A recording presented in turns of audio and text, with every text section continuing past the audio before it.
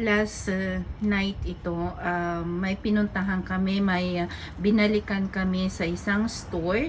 Hindi ko pa in-upload yung pinuntahan namin, but ito muna yung upload ko. So nagpunta kami sa isang store kasi may nakalimutan kami bilhin. And then ayan, pagkatapos nga ay sabi ni Habi anong gusto mong kainin, at yun nga, alam naman ninyo na ang paborito ko ay sushi. At ayan nga, pumunta na naman kami dyan sa Obe.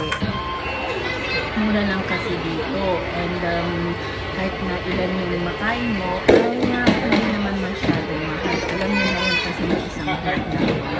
So ayan, ang dami-dami kong pinakain. Masarap siya, yung okra ay bago nila. First time ko rin yan. So ayan, ang palagi ko lang naman na kinakain ay salmon. And yan, okra. And then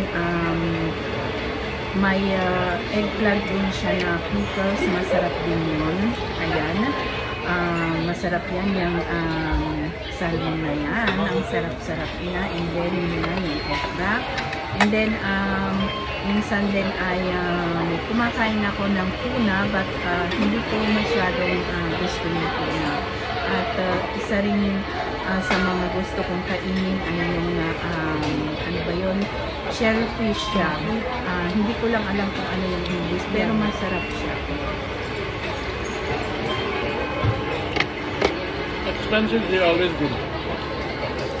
Minsan, pag tinatamad na akong magluto, ayan, tatanungin na lang ako ni Habi kung anong kakainin namin. And syempre, ang pinakapaborito ko naman ay sushi. Siya naman paminsan-minsan sa mga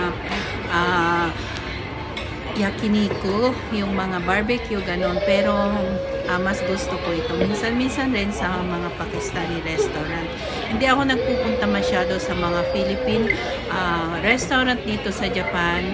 Kasi nga, halos karamihan naman ay mga pork ang mga ulam. So, hindi kami pwede doon. So, yan lang naman ang kasiyahan naming dalawa. Minsan-minsan, pag pumupunta yung apo namin, ayan, kasama namin siyang kumakain. Ayan, busog na ako. Pero konti lang ang nakain ko dyan. Hindi katulad nung minsan na ang dami kong nakain. Ano ba yun? 17 na plato. Yun. Pero dyan ay konti lang ang nakain ko. Kasi pagkatapos niya, sabi ni Habi ay kumain daw kami ng ice cream sa Baskin Robbins. Kaya hindi ako masyadong nakakain. Yun lang. Maraming salamat sa panonood.